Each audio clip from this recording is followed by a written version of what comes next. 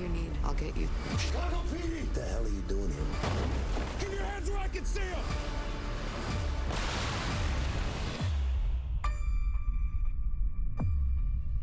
10 years ago, he killed my partner.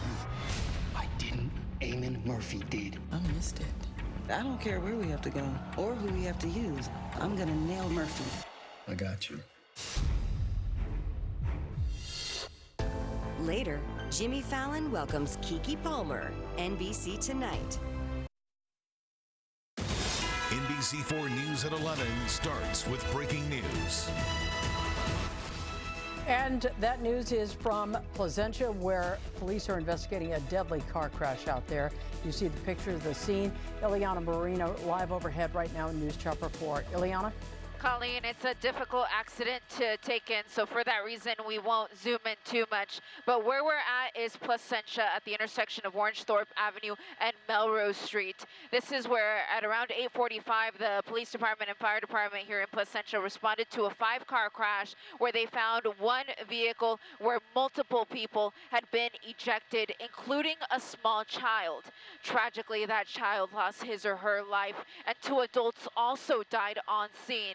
Now, another 8 people were injured. They were taken to local trauma centers with varying degrees of injuries. And of course, the cause of all this will be under investigation. The Placentia Police Department has the intersection completely shut down, and it will likely be shut down for several hours while they continue this investigation. That's latest here from Placentia in News Chopper 4. Back to you in the studio.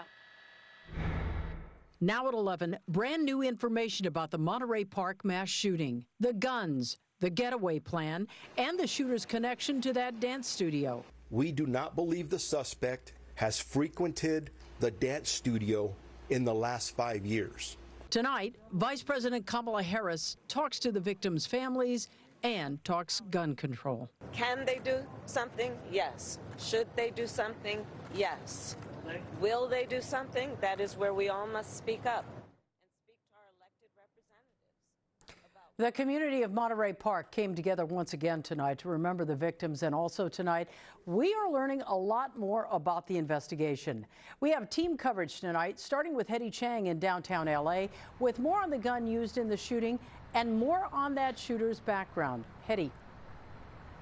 Colleen, a lot of new details emerging tonight, so we'll start with the most recent. Just this afternoon, Monterey Park police officers, they recovered a motorcycle they say was registered to the suspect. They believe at some point Saturday, he parked that motorcycle just 1 block south of the crime scene. It points to some level of planning, but tonight still no clear motive. In a late news conference tonight, Sheriff Robert Luna displayed for the first time photos of the 3 firearms recovered in the Monterey Park mass shooting investigation. The Cobra CM-11-9, also known as a MAC-10, Luna says was not registered in California. It was purchased by gunman Hu Can Tran in Monterey Park in 1999. This is the weapon that was recovered in Alhambra that the suspect used to kill the 11 victims and shoot the other 9. Investigators also revealing new details about how they say Tran carried out the attack once he entered the Stardance Studios. As far as the positioning in the room, he